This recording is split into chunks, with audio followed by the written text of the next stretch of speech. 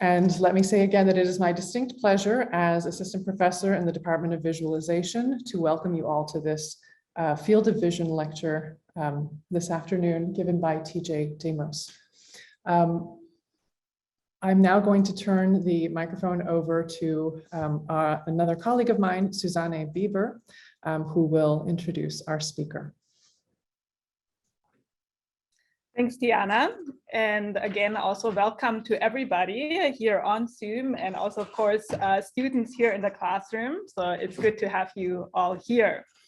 And it is my distinct pleasure to introduce today's speaker today. TJ Demos is professor of art history and visual culture at the University of California in Santa Cruz. He received his PhD in 2000 from Columbia University. And then since then, his research has very much focused on this intersection of visual culture, radical politics, the environment, and political ecology. He has authored a number of books, most recently Beyond the World's End, Arts of Living at the Crossing, that was published with Duke University Press, and that was in 2020.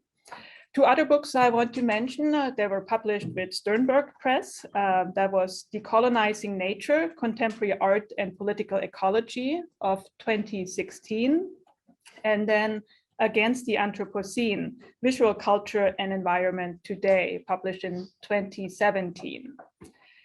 He also recently co-edited a really important volume that was published with Routledge, and that is the Routledge Companion on Contemporary Art, Visual Culture and Climate Change, and very much a resource for anybody who is interested in this relationship between art and climate change and the environment. And so that volume came out in 2021. The year before that, he was a fellow at the Getty Research Institute. And what I also very much want to mention is the center that he created at the University of California, Santa Cruz, that is the Center for Creative Ecology. And so that is an interdisciplinary center that considers also the intersections of culture and the environment from disciplinary, very kind of different disciplinary perspective. Dr. Demos is also chair and chief curator of the Climate Collective. And in that role, he provided public programming related to the 2021 Climate Emergency Emergence Program. And that was in Lisbon at the Museum of Art, Architecture, and Technology. So the title of his lecture today is Emergency of Emergencies, the Aesthetics of Climate Justice. So with that, please welcome TJ Demos. All right, thank you so much, Susanne and Tiana. Thanks everyone for coming. It's a real pleasure and honor to be here today with you, at least virtually. Wish it was in person. I'm really sorry that last week didn't work out. I had a family emergency, which is everything's okay, but I know it was a disruption. I'm sorry for that. And I'm really glad we could reschedule it a week later. So thanks everyone for your flexibility and being able to work with that disruption. So yeah, my presentation today, Emergency of Emergencies, Aesthetics and Politics of Climate Justice, will be about 50 or 55 minutes. And then I look forward to the discussion afterwards. The presentation comes in 5 parts. So this is the first part. The politics of climate emergency. Whose emergency is it? All right. We're told repeatedly that we're in a climate emergency. But what, and more importantly, whose is it? If you Google the term, you'll get about 6 million hits. The top one links to the United Nations Environmental Program, which defines climate emergency by referencing the Intergovernmental Panel on Climate Change, the IPCC, explaining climate change is real and human activities are the main cause. They go on to state that owing to greenhouse gas emissions, Global temperatures have been rising since the Industrial Revolution, causing heat waves, droughts, flooding, winter storms, hurricanes, and wildfires, requiring urgent action to curb emissions in order to limit warming to 1.5 degrees Celsius above pre-industrial levels. Second on the Google list is an article by the Scientific American titled, "We're Living in a Climate Emergency, and We're Going to Say So." Not far below is a link to the environmentalist group, the Climate Mobilization, who focus on getting climate emergencies declared by communities, cities, and governments around the world. They state, "We are in a climate emergency. We need a whole society mobilization to prevent climate catastrophe. Let's build the movement that can get us there." As their map shows, more than 2,000 cities and state governments have done so internationally since 2018. But it's worth pausing here to consider who is the we. So far, we've heard about human activities and city councils and governments, but whose emergency is it? We know that understandings of climate change are deeply conflicted, but so too are approaches to climate emergency, with major differences in how it's conceived, whom it's understood to affect, and what and when it happens. The IPCC, the scientific body convened by the UN, says climate change has been occurring since the Industrial Revolution, giving global society the next decade to act in order to avoid the catastrophic impacts that will affect us all. But others, such as Melanie Yazzie of the Red Nation, the revolutionary organization based in Albuquerque fighting for global decolonization, argues that Indigenous people in particular have been on the front lines of the struggle for climate justice since 1492, referring to the climate change of land grabs, deforestation, extraction, militarism, and forced displacement that's been occurring for centuries. In fact, there are multiple environmentalisms today with competing definitions hinging on how emergency is defined, whom it touches, and when it's said to take place. The British and now global environmentalist organization Extinction Rebellion explains that this is an emergency. Life on Earth is in crisis. We're running out of time and our governments have failed to act. Extinction Rebellion was formed to fix this. But in response, Wretched of the Earth, the grassroots collective representing Indigenous, Black, Brown, and diaspora groups demanding climate justice and acting in solidarity with communities in the UK and in the global South, wrote in their recent open letter to Extinction Rebellion, "Our communities have been on fire for a long time, and these flames are fanned by our exclusion and silencing. Without incorporating our experiences, any response to this disaster will fail to change the complex ways in which social, economic, and political systems shape our lives, offering some an easy pass in life and making others pay the cost. In order to envision a future in which we will all be liberated from the root causes of the climate crisis, capitalism, extractivism, racism, sexism, classism, ableism, and other systems of oppression, the climate movement must reflect the complex realities of everyone's lives in their narrative." With this, Wretched of the Earth, named after the revolutionary book of 1961 by the Martinican Marxist humanist Frantz Fanon, challenges climate emergency claims that narrow global risk to a near future threat of atmospheric carbon pollution, and in the process erasing centuries of racial and colonial violence.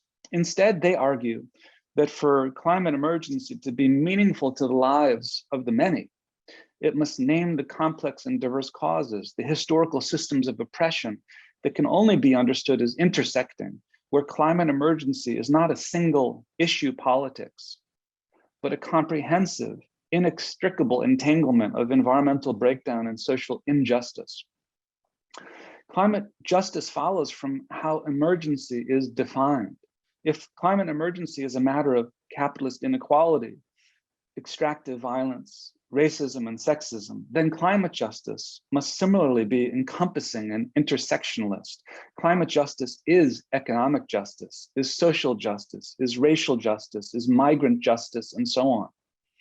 This formulation is not only conceptually necessary, but strategically imperative if the we of climate emergency is to reflect the complex realities of everyone's lives, then it must address the full extent of climate emergency, including past, present, and future forms. Doing so means overcoming the politics of climate denialism.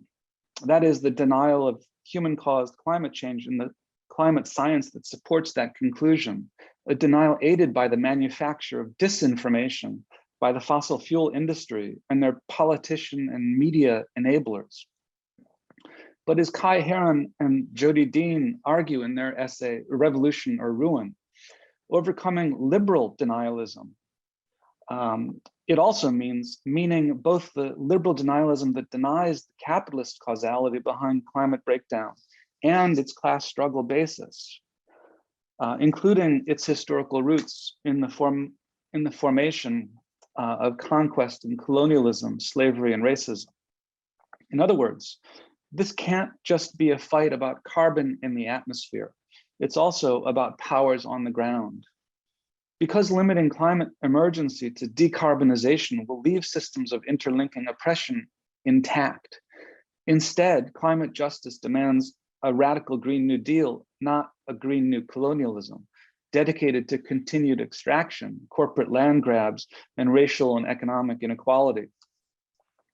This battle over definitions and the political stakes of climate emergency is a growing concern within global contemporary art and eco-critical visual culture more broadly, especially as artists have taken up the challenge of representing climate emergency from a range of perspectives.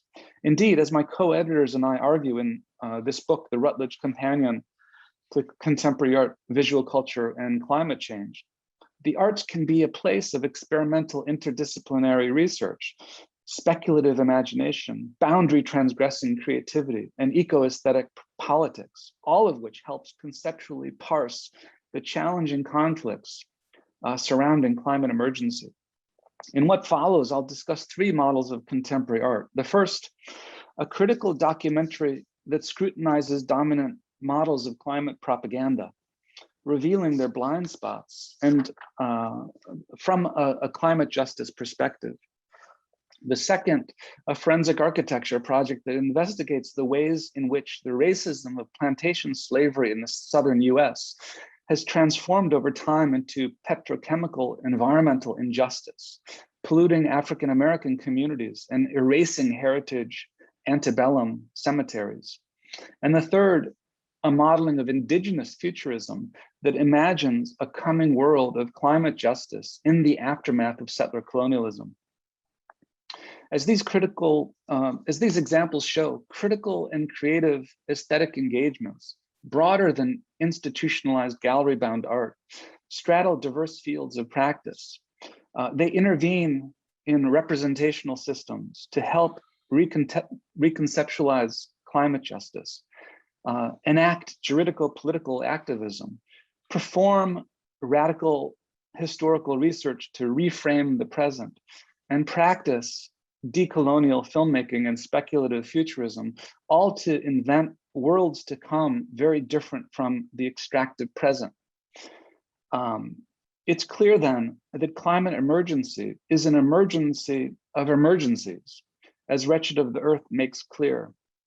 In many ways, these practitioners also increasingly converge with social movements fed up with electoral inertia, owing to the compromised status of our governmental politics, corrupted by corporate interests, leading our electeds to pledge fidelity to the donor class of wealthy corporate elites instead of to their constituencies. To enact a climate justice transition, those who support it must build solidarity in working for an alternative world, and the arts, particularly where creative imagination joins with radical politics, provides images of what that world looks like and amplifies the struggle of multitudes fighting for climate justice.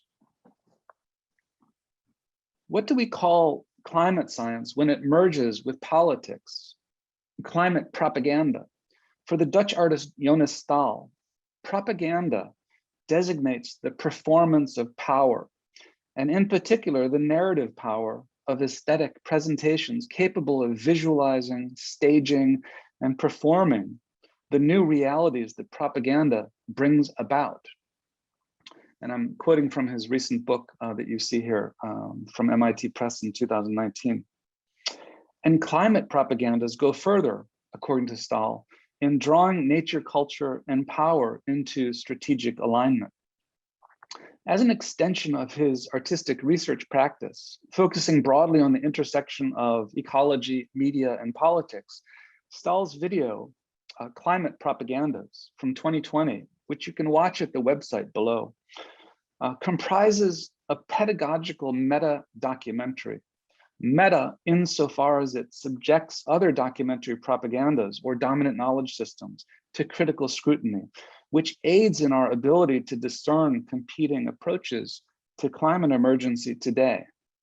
Specifically, it helps explain 4 dominant varieties of climate propaganda, which Staal summarizes in his description of the video. He says, while liberal climate propaganda argues that ecological collapse is the responsibility of human individuals rather than extractivist corporations, libertarian climate propaganda considers the climate breakdown as a new resource for geo-markets and interplanetary colonization. And while conspiracist climate propaganda claims climate change is nothing but a hoax to enforce population control, eco-fascist climate propaganda takes it as an opportunity to double down on the question who, in ecosystem collapse, has the racial right to survive and who does not. The video visualizes and punctuates each type, adding sequential visual frames that categorizes the footage, which includes shots of post-disaster Chernobyl, diverse natural landscapes, and clips of the reactionary political protests of anti-vaxxers, QAnon, flat earthers, and Stop 5G. Throughout, an unseen narrator discusses each of the characteristics. By providing a structural analysis of dominant environmental politics, the video makes it easier to recognize and criticize manifestations wherever they might appear.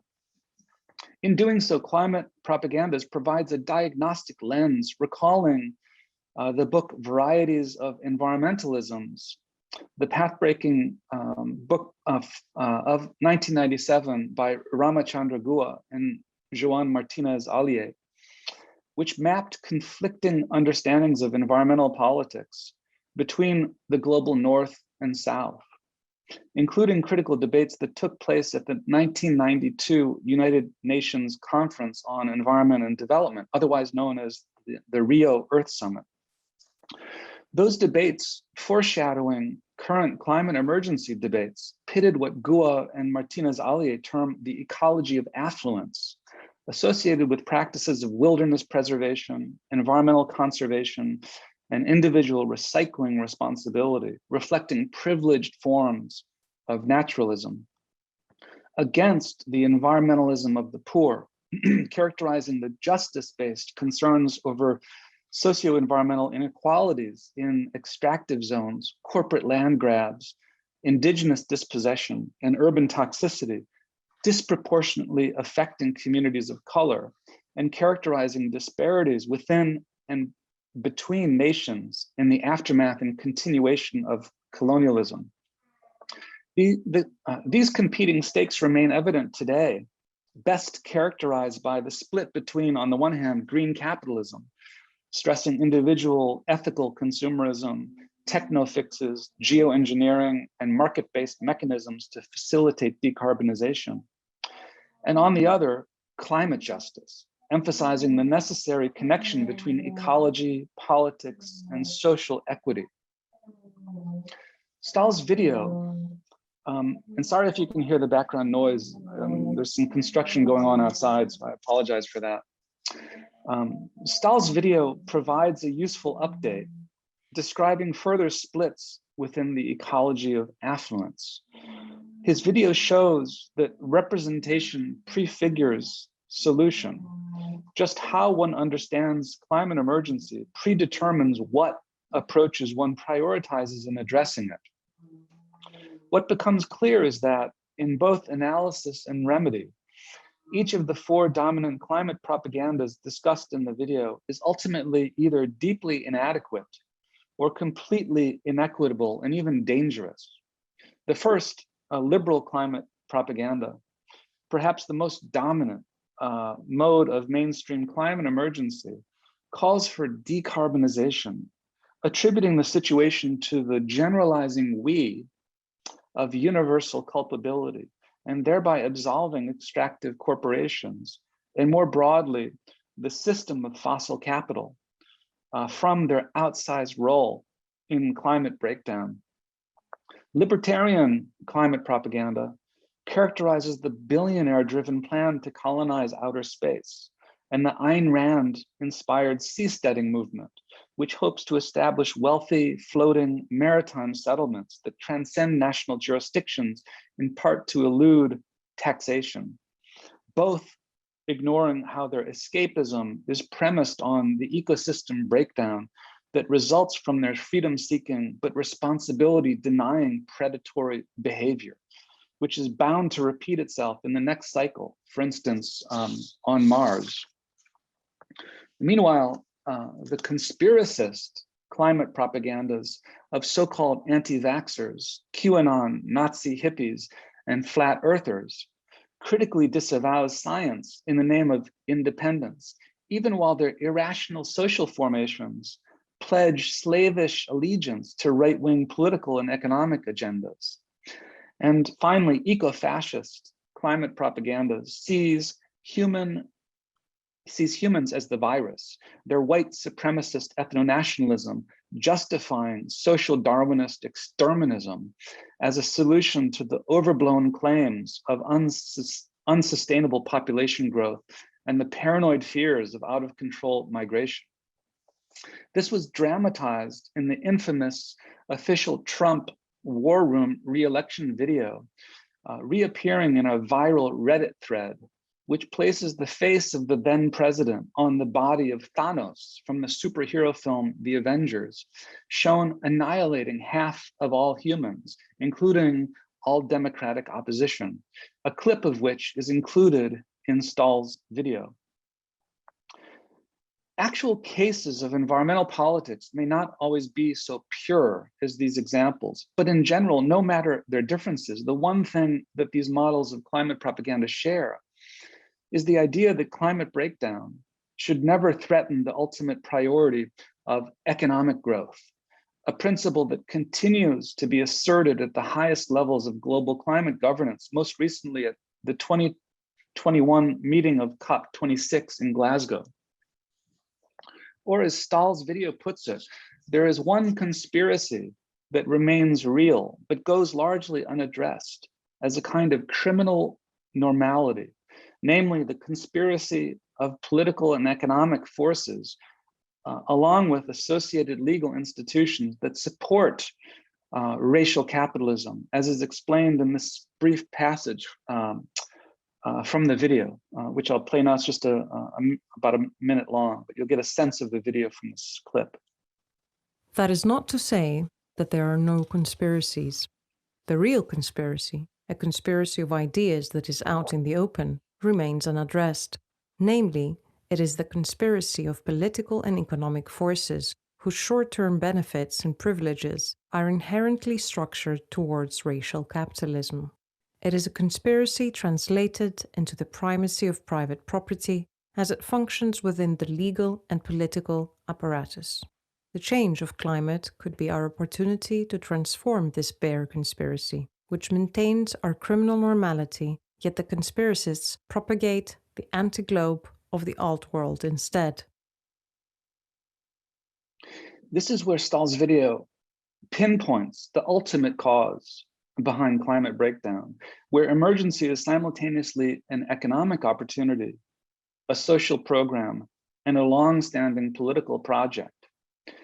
As a key term within the Black radical tradition in the US, stretching from such revolutionary figures as Frederick Douglass and W.E.B. Du Bois to Angela Davis and Bell Hooks. Racial capitalism is summarized by Charisse Burden-Stelly as a racially hierarchical political economy constituting war and militarism, imperialism, accumulation, expropriation by domination, and labor super exploitation, one that has long dominated Euro-American modernity and informs current global arrangements. In fact, some environmental justice activists argue, and rightly in my view, that climate change is best understood not through the lens of the Anthropocene, which in ascribing ecological transformation to generalized human activities tends to obscure relations of racialized and socio-political inequality in its understandings of the current geological epoch. Rather, the more encompassing and thus compelling analytic is the racial capitalocene, which for the writer Françoise Vergès will help us understand that climate change is not about human hubris, but the result of the long history of colonialism and racial capitalism and its Promethean thinking, the idea that man can invent a mechanical, technical solution to any problem. In the last section of Stahl's video, the narrator asks, what would it mean to overcome this climate-destroying system? According to its voiceover, it would necessitate a great transition, liberating the agencies of ecosystems, changing the climate through planetary wealth redistribution, economic system change, embracing degrowth, and enacting racial and colonial reparations, all key components of a social justice-based environmentalism of the poor, including more than human multi-species beings. But how can we actually stop the ongoing violence of climate breakdown, driven by endless wars and the militarization of life? For instance, what we're seeing in Russia and the Ukraine today, or the insatiable growth economy, fossil fuel and renewable energy extractivism, and socio-political authoritarianism. That is never quite addressed in the video. Indeed, there's no simple answer here. When political systems are gridlocked, when corporate greenwashing abounds, when climate governance makes endless non-binding resolutions, and when social movements, protests, climate strikes, and boycotts are systematically ignored. That said, Staal does address these challenges elsewhere, bringing the aesthetics of political critique, as we've seen in the video climate propagandas, to prefigurative institution building with the Court for Intergenerational Climate Crimes of 2021, designing the project with international law scholar Rada de Souza. They collaborated with a host of international climate justice organizations in creating a speculative juridico-political framework, a kind of climate justice theater, to hold perpetrators responsible for climate chaos, targeting various transnational corporations based in the Netherlands, where the project took place, including the weapons manufacturer Airbus, the fossil fuel and extractive financier ING, the polluting industry Unilever, and the Dutch state for perpetrating intergenerational climate crimes. The court included citizen juries and testimonials from international frontline community representatives over a period of 4 months.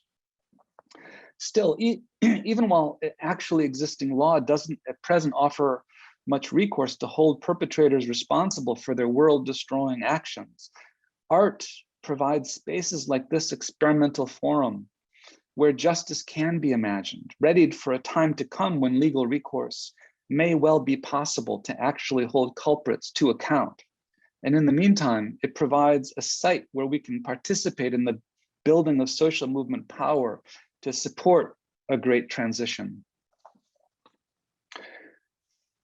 Another compelling project, and one that also straddles the divide between activist artistic practice and climate justice legality, is Environmental Racism in Death Alley, Louisiana, from 2021 by Forensic Architecture, and the lead investigator, Imani Jacqueline Brown, which offers further insights into the environmental implications of racial capitalism. Forensic Architecture is a research agency based at Goldsmiths, University of London, that investigates human rights and environmental abuses, including violence committed by states, police forces, militaries, and corporations. They work in partnership with institutions across civil society, including grassroots activists, legal teams, international NGOs, and media organizations, carrying out investigations with and on behalf of communities and individuals affected by conflict and police brutality, border regimes, and environmental violence. With the Death Alley Project, Forensic Architecture focus on the petrochemical corridor along the Mississippi River in Louisiana, between Baton Rouge and New Orleans, where hundreds of industrial plants are based, as diagrammed in this useful map by Kate Orff as part of her and Richard Misrach's Petrochemical America project, 2014. These industrial plants discharge noxious effluents and poisonous gases directly into the river and sky, as indicated in Forensic Architecture's heat map of carcinogenic atmospheric particulate matter emitted by industry. As their project demonstrates, through intense cartographic research, most industrial plants are built on the former grounds of slave-holding plantations where cotton and sugar were grown, processed, and marketed during the 18th and 19th centuries.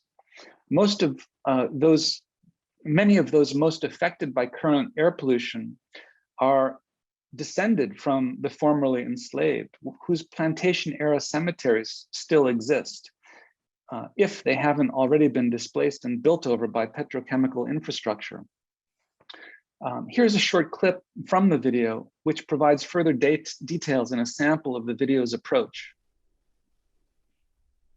Our simulation illustrates the truism that toxic air doesn't obey political borders. And it captures a vision of the future.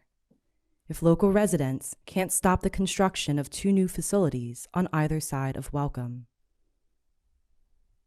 Formosa plastics would saturate Welcome with high concentrations of ethylene oxide, well above the standards set by the EPA's acceptable threshold for cancer risk. Louisiana's air quality standards are among the lowest in the nation. As an investigation involving historical research, mapping, geolocation, legal challenge, and ground truthing, the Death Alley Project leaders have worked closely with frontline communities opposing further petrochemical development. And I should say you can find the rest of the video, the full video, on the Forensic Architecture website. As industry toxicity poisons low-income African-American communities living in the shadows of oil refineries, industrial infrastructural expansion simultaneously erases the historical remains of the plantation cemeteries, rupturing historical continuities and exemplifying how slavery's racial violence has transmuted into capitalism's environmental violence in biopolitical, or better, necropolitical ways, linking slavery's genocide to contemporary ecocide, as a direct result of how the state manages the life and death of communities. This genealogy of slavery become environmental injustice evokes Christina Sharp's diagnosis of the racialized climates of anti-Blackness, particularly where she writes in her 2016 book, In the Wake, on Blackness and Being, that, quote, "The weather is the totality of our environments. The weather is the total climate, and that climate is anti-Black," end quote. It's an indispensable way to comprehend the implications of climate injustice today, according to which environmental vulnerability hits communities of color, and specifically, in this case, African-American ones in particular. It does so in 2 powerful and entangled ways. First, through the racial terror of slavery and its afterlives in the Jim Crow South, And second, through the toxic atmospheres of petrochemical epidemiological violence. Racialized inequality is translated into environmental injustice, as we also learn from activist scholars like Robert Bullard, who point out that African American communities are situated disproportionately near toxic waste sites, hazardous landfills, and polluting industry, all of which renders the Black Lives Matter slogan, "I can't breathe," multiply meaningful, implying at once the threatened deaths of breathlessness caused by over-policing and mass incarceration, the smothering adversity of living with racial inequality, the suffering of physical and neurological illness resulting from inhaling lethal emissions, the gasping difficulties, if not sheer impossibility, of opposing well-resourced multinational corporations, and the financial asphyxiation that makes moving to a clean elsewhere a privilege of the wealthy. Making many of these connections, Death Alley asks, if toxic air is a monument to slavery, how do we take it down? To answer this question, Brown and Forensic Architecture have worked with grassroots communities and organizers, including Rise St. James, to locate and protect the sacred groves that identify the geographies of plantation cemeteries, wherein struggle over heritage connects to climate justice aims. To reconstruct historical locations, they created probability fields through documentary and historical map research, using cutting-edge technologies in spatial and architectural analysis, including such computer technologies as 3D modeling, pattern analysis, remote sensing, fluid dynamics, and cartographic regression. Once groves containing the cemeteries are located, they can be documented and registered, preventing further desecration. As heritage sites are recovered as part of this project, African American communities restore collective memory of the antebellum South, otherwise frequently given over to romanticizing the whitewashed tourist industry's focus on plantation big houses.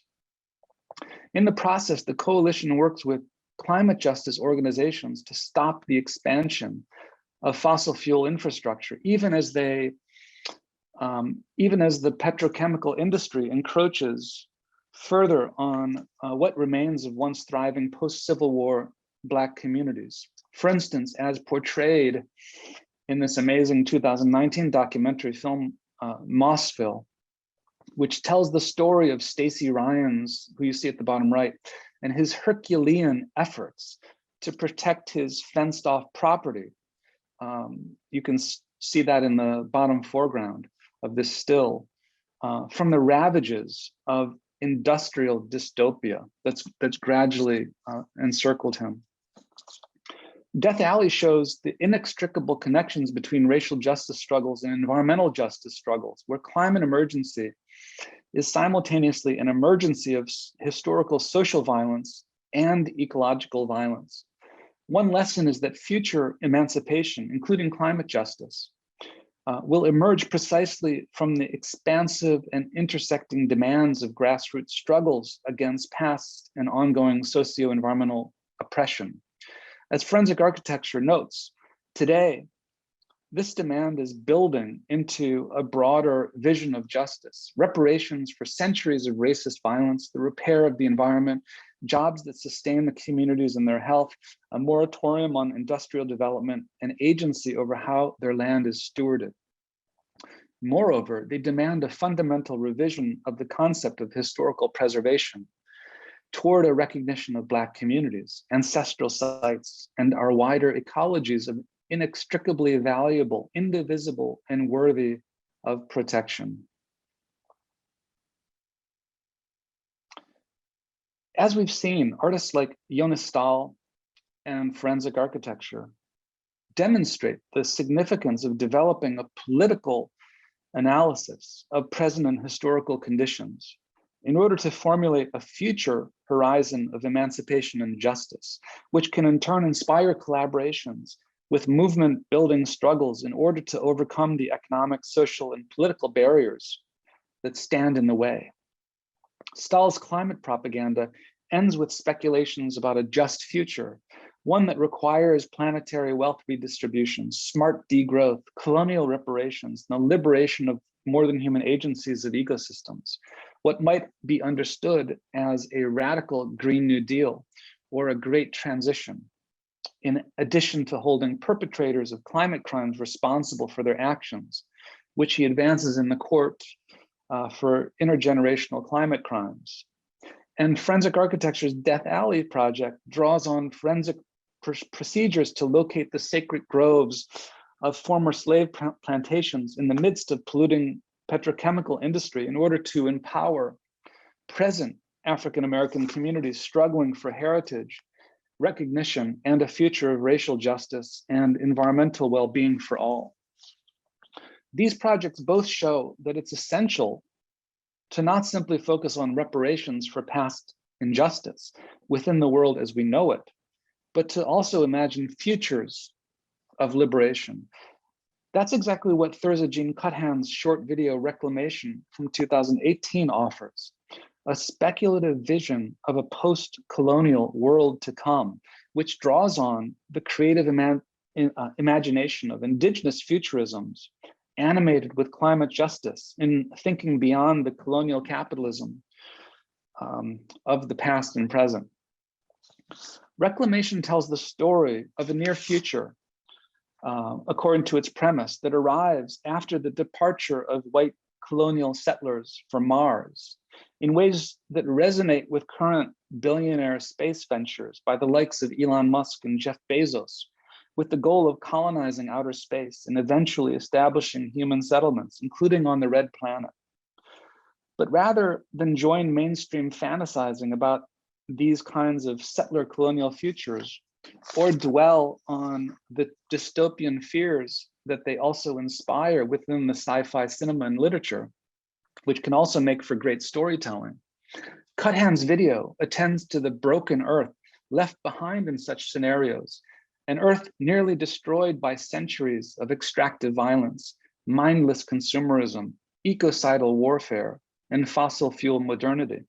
It's that nearly dead planet that, in her tale, is left to indigenous survivors who, finally liberated from colonial domination, set to work to repair and reclaim their planetary homeland.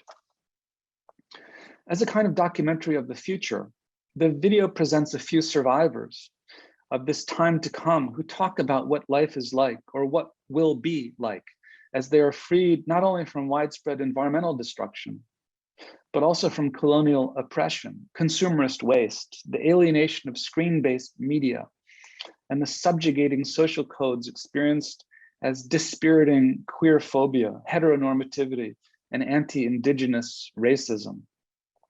You can't Google life, one of the characters explains, as they describe in this next brief excerpt from the video, how the settler colonial exodus has gifted a natural world to reconnect to, though through environmental cleanups and organic agriculture, while the responsibilities of living, such as childcare, are collectivized within a post-money, post-capitalist economy. I was scared that they had done so much to this planet that there'd be no way for us to fix it.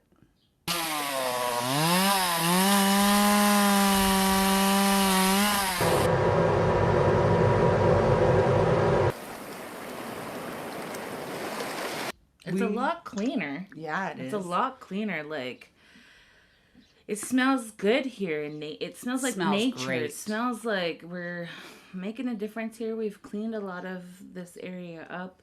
This is what we do. We clean up things. We make sure the area is safe for barefoot walking, pretty much. And this is just one of our bins. We filled up approximately 500,000 bins since the white people left. Full-time job is cleaning up after these pukes. We see some garbage, we pick it up. That's what everybody does around here. So as a cinematic portal, to an emancipated future, one that's often filled with a kind of humor about the situation, even though it's a tragic one. The Slipstream video's Indigenous survivors tell stories of their reality, invoking a climate justice future, one defined by systemic global decarbonization amidst a decolonial horizon, of land back to Indigenous folks. It's a world of Indigenous sovereignty, queer social justice, and ecological sustainability, all based on the collective values of ecosystem caretaking, post-anthropocentrism, and a communalist social welfare. In recent years, Indigenous activists working within the Red Nation coalition have conceptualized one of the most far-reaching vision statements for what they called the Red Deal, building on the climate and justice worker ambitions of the Green New Deal, a plan for system-wide decarbonization and quality green jobs over the next 10 years. The Red Deal, which you can read about at the Red Nation's website, adds Indigenous decolonization to these priorities with its three-part plan for ending the occupation of everywhere. That is, defunding the police and reallocating those funds toward reparative ends, stopping border town violence, abolishing incarceration, halting US militarization and its massive expenditures. There's lots more detail. I'm just going over this very briefly. The second part is heal our bodies, calling for free and sustainable housing, free education, free healthcare, free public transit for everyone, and ending violence against Indigenous women and girls. And heal our planet, meaning clean, sustainable energy, agriculture, land, water, and air, and multi-species caretaking for a common future for all. As they explain in no uncertain terms in their principles of unity, we are Indigenous feminists who believe in radical relationality. We do not seek a milder form of capitalism or colonialism. We demand an entirely new system premised on peace, cooperation, and justice. For our earth and relatives to live, capitalism and colonialism must die.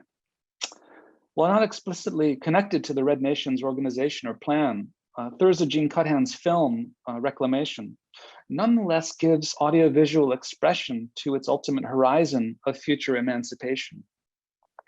In showing the future evacuated of settler colonialism and extractive capitalism, it offers a prefiguration of this decolonized world to come, based on the abolition of white supremacy and the exploitative fossil fuel economy and its systems of mass indebtedness and extreme inequality maintained by military and police violence. It's the kind of future that stands a chance in overcoming the necessarily intertwined climate emergencies of the present. And to get there, it calls for multiracial solidarity, going beyond the subjective, restrictive fidelity to settler colonial identity.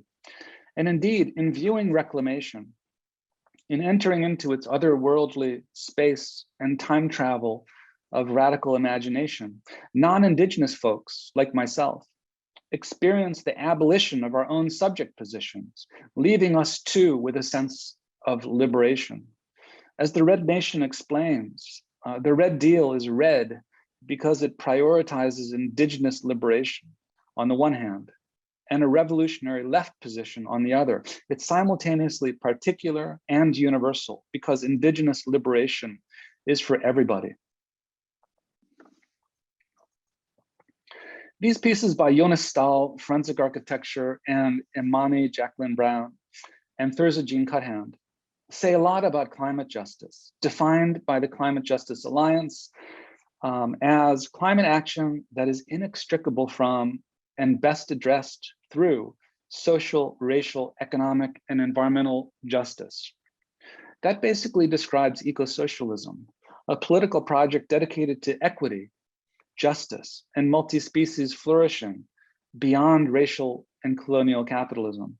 As such, many eco-socialists argue, for instance, those of the Democratic Socialists of America, that there can be no meaningful social justice and therefore no climate justice within the dominant economic framework of capitalism This is because of capitalism's fundamental laws of motion, which prioritize the endless accumulation of value above all else, but devalue those who produce it, laborers, and destroy the resources that it ruthlessly exploits, nature. Any meaningful definition of justice includes the intrinsic values of fairness and equity, but it's precisely these qualities that are trashed by the commercialization of social relations and the commodification of land.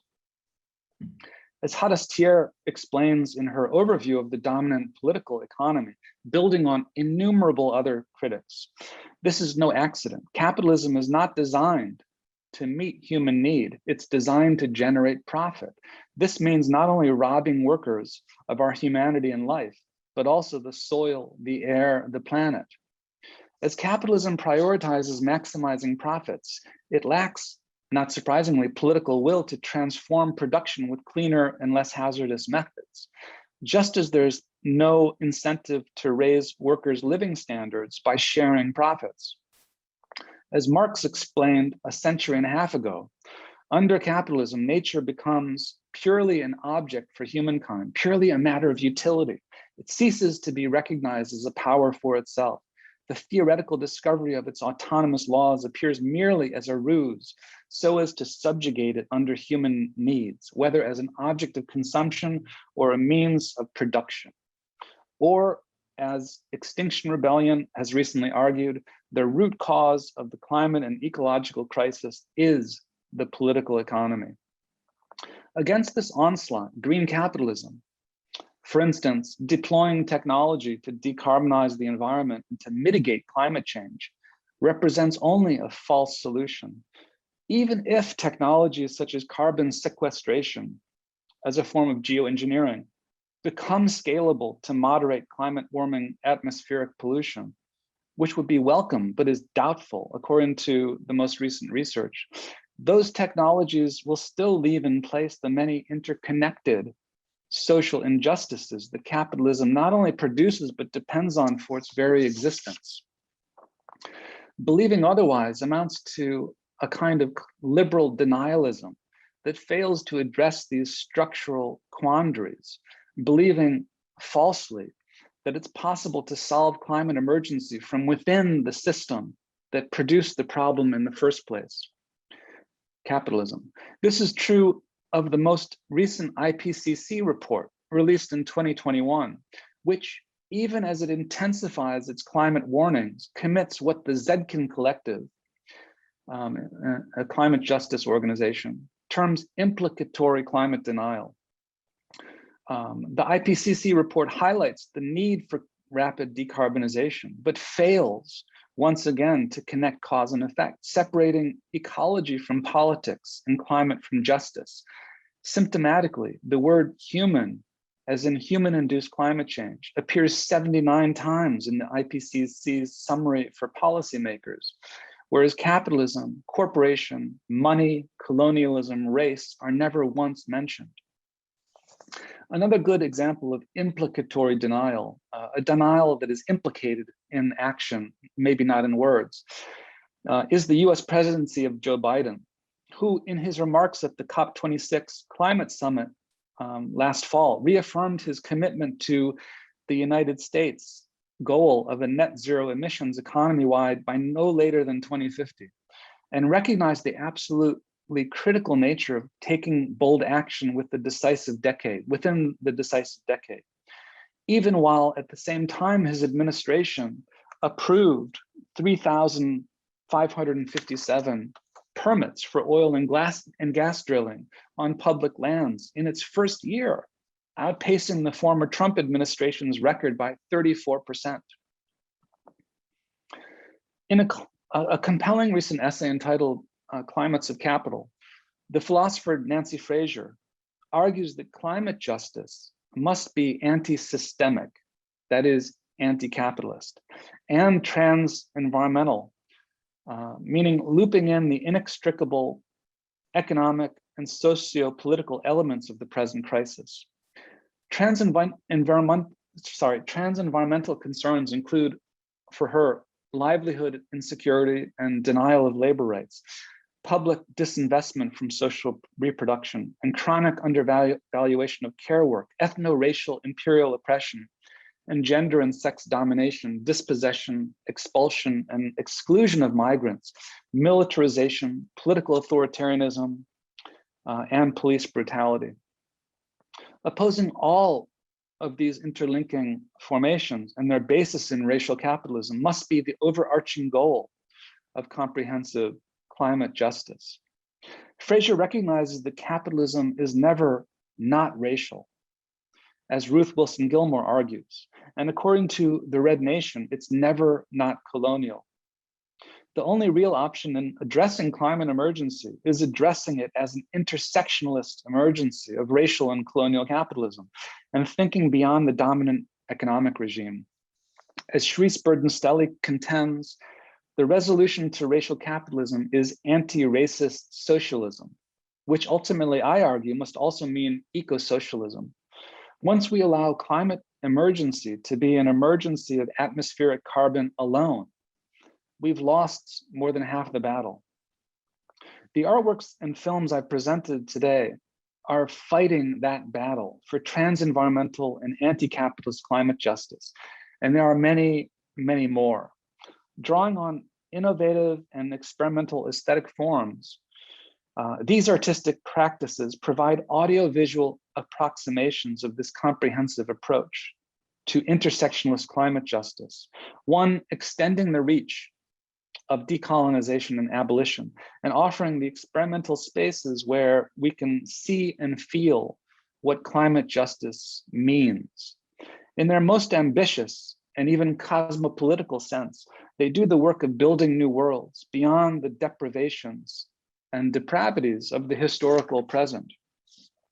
These projects show what a socially equitable and ecologically sustainable future looks like, each in the process providing a compelling climate justice political analysis. But we know that's still not enough.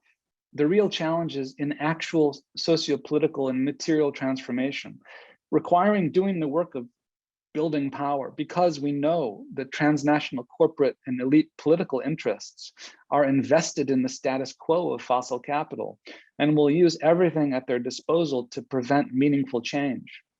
Artistic practice, whether as the representation of politics, showing alternative possibilities, or as the politics of representation, inventing new imaginative forms for relaying experience, will not be enough to overcome these vested interests. Which is why, increasingly, it's necessary to consider art as an expanded field of engagement, intersecting, collaborating with, and connecting to social movements dedicated to social transformation. Whether it's the climate justice organizations that Jonas Staal connects to with the Court for Intergenerational Climate Crimes, or the decolonial indigenous politics that Thirza Jean Cuthand animates and which align with the struggles of the Red Nation and Idle No More, or the Black Lives Matter framework of racial justice and the grassroots environmental justice struggles that infuse Forensic Architecture's Death Alley project. These and growing numbers of artists today are not only imagining worlds of just futures, but also working with social movements, legal activists, political organizers toward realizing them. As Cuthand's reclamation shows, we have little to lose: a polluted planet of colonial violence, racial oppression, and the impoverishment of the many, but a whole world to win. All right, thank you. I'll stop there.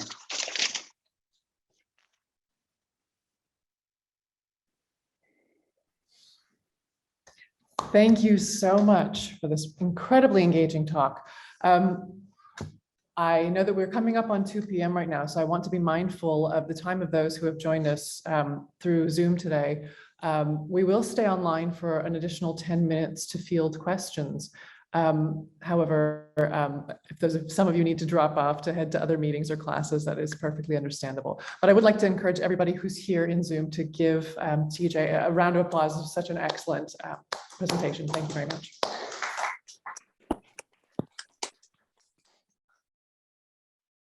Okay, I'm now surveying the chat, and I also want to be mindful that Suzanne is leading a classroom who's been also listening to the presentation, and there may be questions there.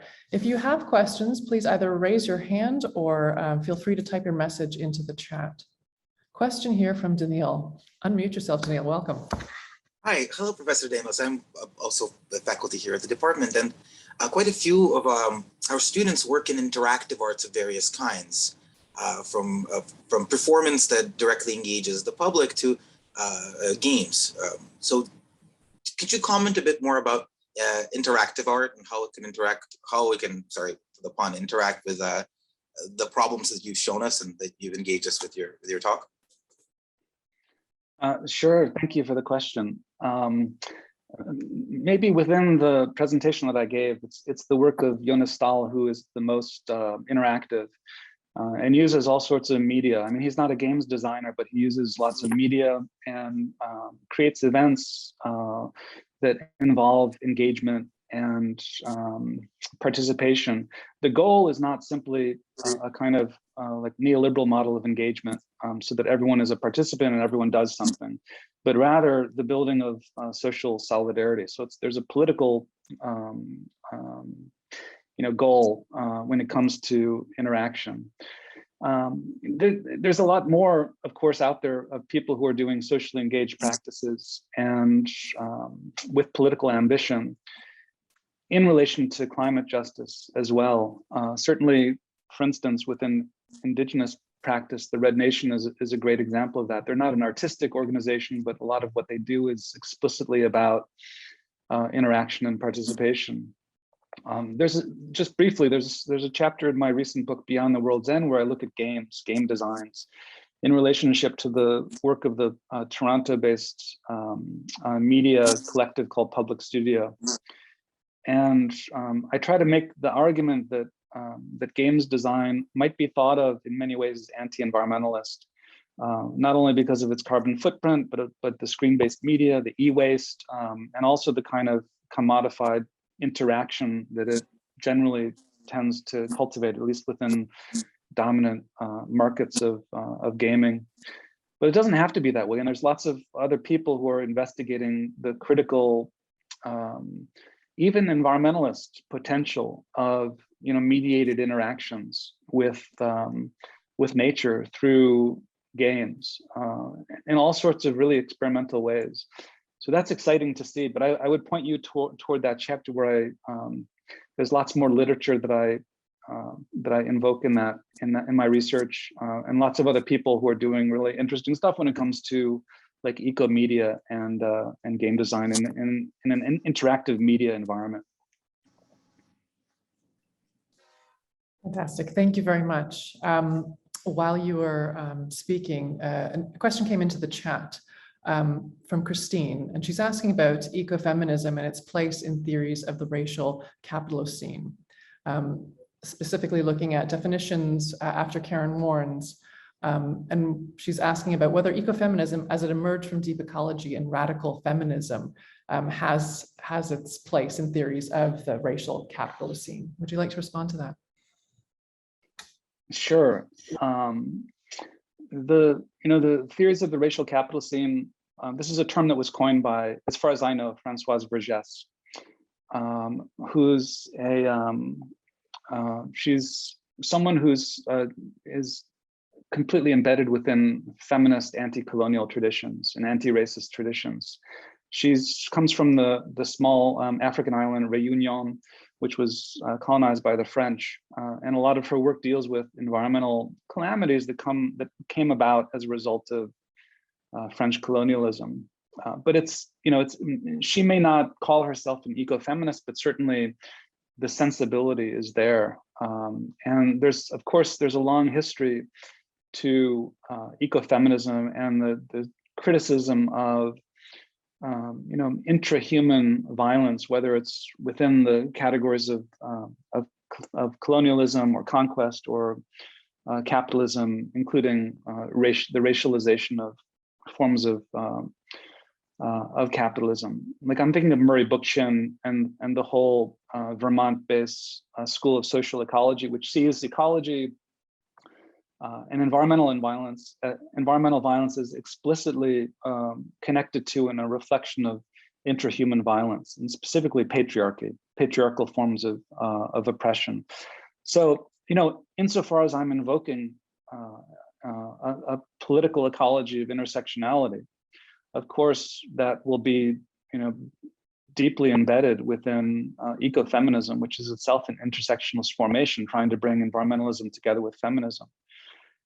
So to connect that further with the racial capitalist scene, I think that's part of my argument, and partly what Nancy Fraser is doing by talking about these trans-environmental issues. Like all this stuff is connected.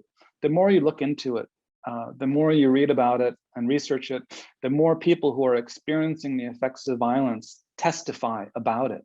It's clear that all this stuff is connected. We can't just look at one single issue. We're all living multi-issue lives. Many people are saying this over and over again. I think this is absolutely true. The real danger in that sense of any kind of environmental politics is that it narrows stuff down to a single issue, like carbon in the atmosphere. We can learn a lot from the history of ecofeminism, and especially when it's brought together with concerns over race, ethnicity, and other categories of social violence and oppression. It's really, in fact, crucial to do. So that's the kind of ecology of intersectionality that I'm trying to develop and amplify and talk about and connect to visual and artistic practices in my work. Thanks so much. We have a question here in the room from one of my colleagues, Donna. Hi. My question is about, you were talking about experimental aesthetic formats, and I was thinking about the aesthetics of these projects throughout your presentation, particularly with regard to Cuthand and Staal. There seems to be a deliberate DIY kind of look to what they're doing. And I was comparing, for example, Cuthand's video to the kind of really sophisticated industrial sublime imagery that you get from somebody like Ed Bertinsky, who's also addressing the same material ostensibly, but the difference in the aesthetic is striking. And I wonder if you could say something about that, yeah, for lack of a better word, I can think that deliberate use of a kind of DIY approach. Yeah, that's a great question and entirely accurate. And the comparison with Bertinsky is great because he's, you know, his work is so it's so large scale. It's heavily produced in some ways. It's the quality is extremely fine and expensive, of course. Cuthand's is in some ways exemplifies what some like Hito Steyrl have called the poor image. Like mobilizing DIY technologies without a concern with the fetishization of quality or technological production levels. And that could be, I think, partly a practical reason or motivation behind that, simply because she doesn't have access to high production filmmaking possibilities. But I like to see it not simply as that, because it's just like she's depicting a world in which like there's been a withdrawal from exactly that kind of overinvestment in technological production. And that world is, at least in her version, it's meant to be more meaningful, meant to be more approachable, more inclusive, more democratic. And that means, in some ways, a kind of DIY aesthetic. It's not something, in other words, that only a highly trained expert practitioner can make. It's something that anyone can do. And that is, there's something like beautiful in that. There's something aesthetic in that. And it comes out in terms of a very approachable, lo-fi type of aesthetic. And I think Staal is, you know, some of his work does that as well, maybe to not the same degree. But I think it's something important really to consider in terms of, you know, in terms of the politics of form or the politics of aesthetics. And I think that was really compelling to me. It's like, I think it's an amazing work. By the way, it's also available on YouTube. That's also part of its DIY aesthetics. It's not something that is, some artists out of, perhaps economic necessity have to, keep their productions under control so that they can't just, they have to be able to sell it to make a living, which is in some ways that's understandable, and I get that. But it ends up rarifying and creating works of art that are very difficult to see and share and distribute.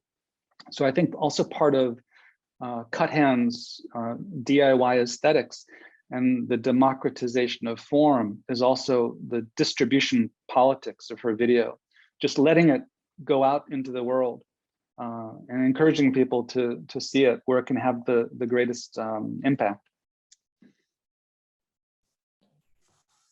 I think we can turn the questions over to Susanne. I think she has a question. Yeah, I just wanted to ask a question in terms of technologies and the use of technologies.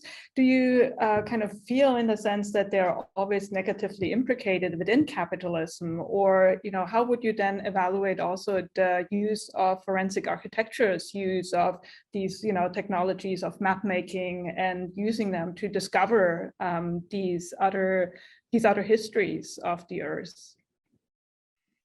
I think that's another good question. Lots of complexity there, and I think it's necessarily complicated, for sure. And FA's use of technology is, I think, conflicted and self-conscious and aware. Of course, they're using technology. They're using stuff that like AI and algorithms. In order to forward their social justice goals, but these are, of course, technologies that have been developed within, sources of capitalist social media and recommendation engines and stuff like that, including the military-industrial complex. And it's potentially, I think it's potentially something that could be contradictory to their aims at the same time, depending on how you look at it. I mean, as you see, organizations like the New York Times, for instance, developing their own visual investigations that borrow heavily from forensic architecture style. You see how these techniques can be easily redeployed for very different kinds of political goals. So I don't know. Right now, I'm reading a book that is coming out. Jonathan Crary's "Scorched Earth." It hasn't been published, but I'm reading the proofs of it. So this should be coming out from Verso in the next year, and he's basically taking a very strong position that is anti-technology. Ultimately, basically claiming that what he calls the internet complex is something that is fundamentally and irredeemably unsustainable. And there's no way we can conceive of the continuation of these technologies on a planet inhabited by 7-8 billion people. It's just not possible. And the kind of, the destruction of the life world that we're experiencing these days in all kinds of ways is a direct reflection of that. So this is all part of the fact that, at least according to Crary, technology is associated with internet, with iPhones, with social media, with all of it, in fact, is condemnable as part of a kind of capitalist death drive.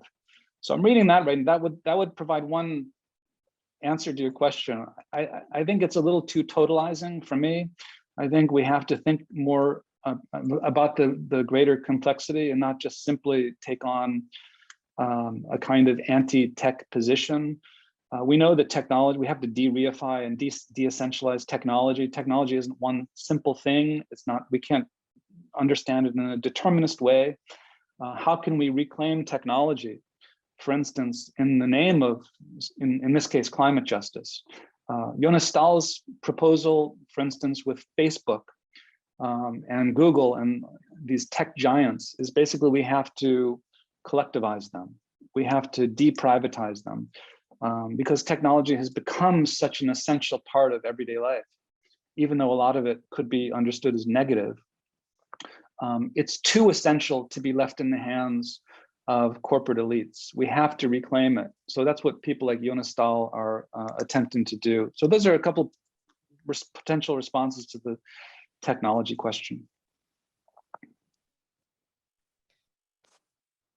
If I can indulge a question that's come into the chat from Marina, who asks, you said we would have nothing to lose if we make meaningful long-term lawful change to help the environment.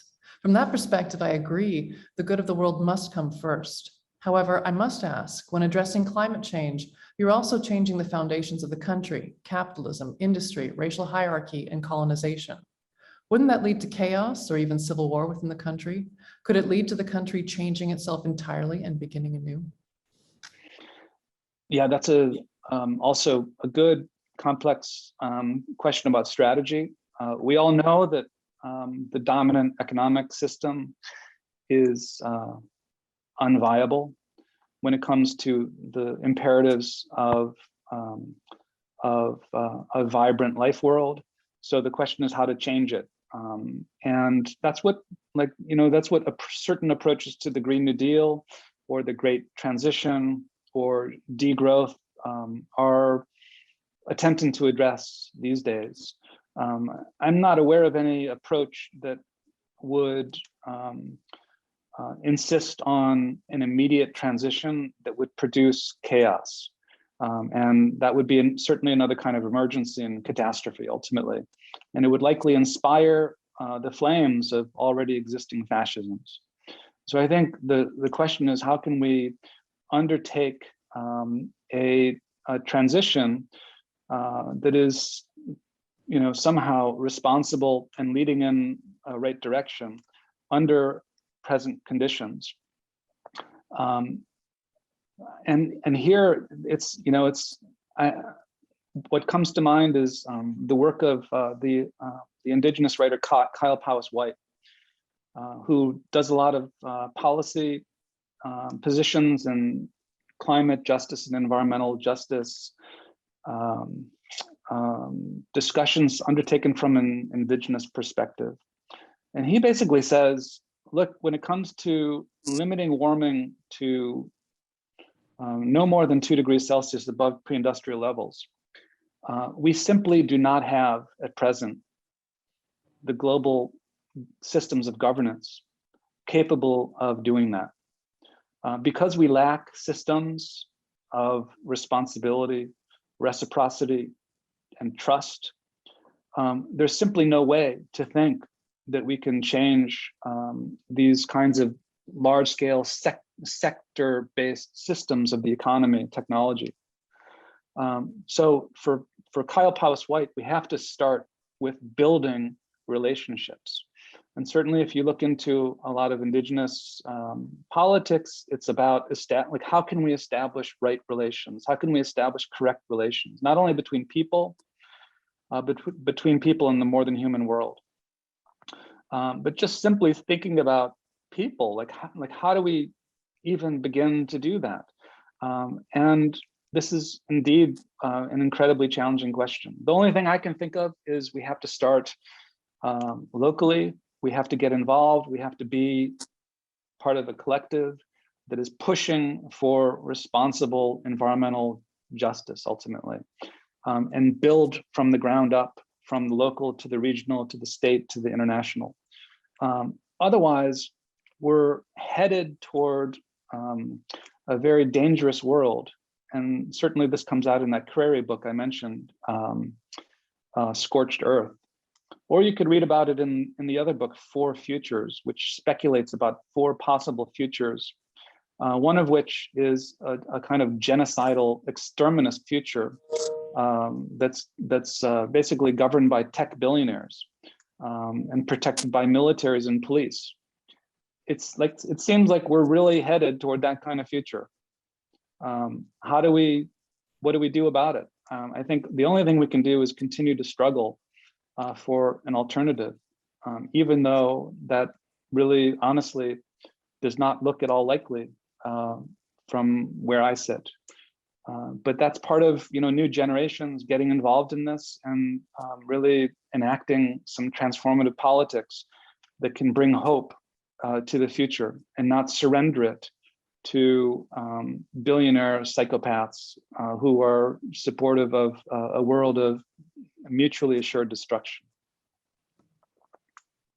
Thank you. Thanks. Daniil has another question.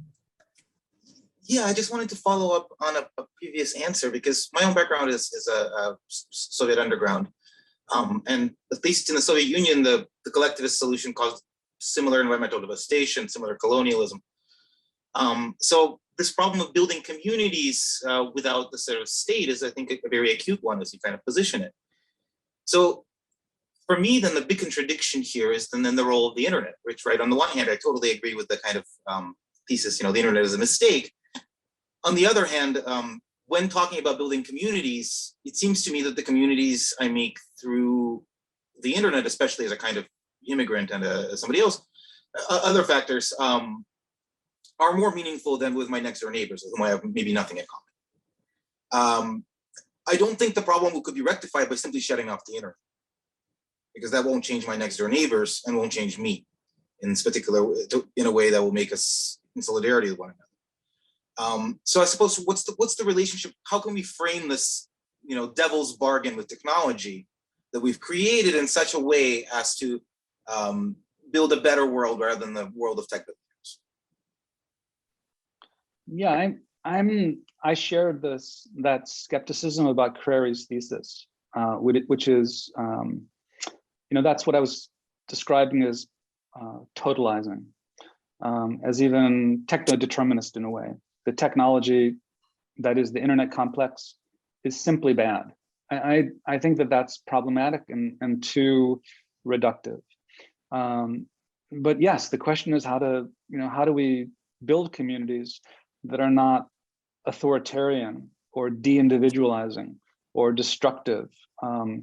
And can we imagine communities that are embodied and in real life, but also online, to whatever degree an online technology is possible within a climate changed future of limited resources and real challenges of sustainability?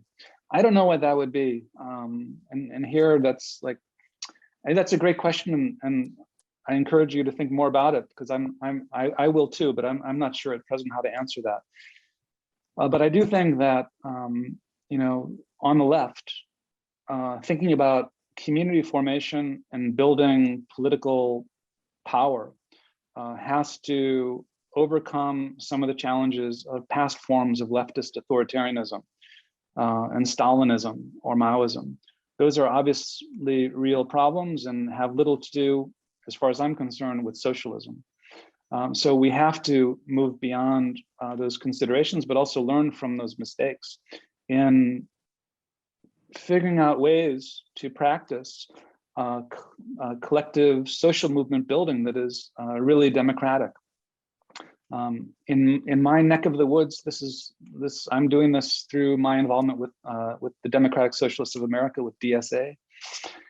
It's different in different places, but I think it's essential to be involved and to be working for a positive transformation, or else one is tempted by a kind of online political existence that can be deeply depressing and debilitating.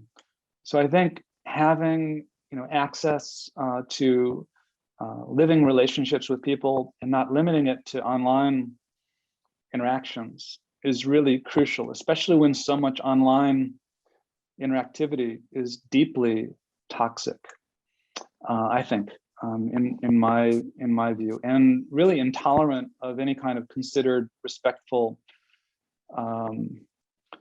open-ended discussion of politics. Instead, as we know, we have reactionary expressions of outrage that are stemming from deep experienced political impotence. So like if you think of some of the dominant forums online, they can be extremely problematic, even though at the same time, I agree they can be useful. And I keep in touch with people and have really good relationships sometimes online. So I think that, you know, we need a complex approach to this, to thinking about how to collectivize today. Jonas Staal's work, I think, is really interesting. He's been writing a lot about collectivities, how to collectivize. Certainly there's lots of other people as well, but I like his work a lot. I think that is a perfect moment for us to end on. We have had such a pleasure and privilege to have you speak with us today. And despite the fact that it was online, I feel that it was certainly anything but toxic. It's been incredibly fruitful and engaging. And thank you very, very much from all the faculty and students here at Texas A&M. Thank you. Yeah, thank you so much again for the invite. You know, the questions have been great. I really appreciate the discussion. So thanks so much. I hope we can stay in touch. Indeed, and we hope to welcome you to campus at some point in the future when things look a little brighter. Exactly. Take care. Thank you so much.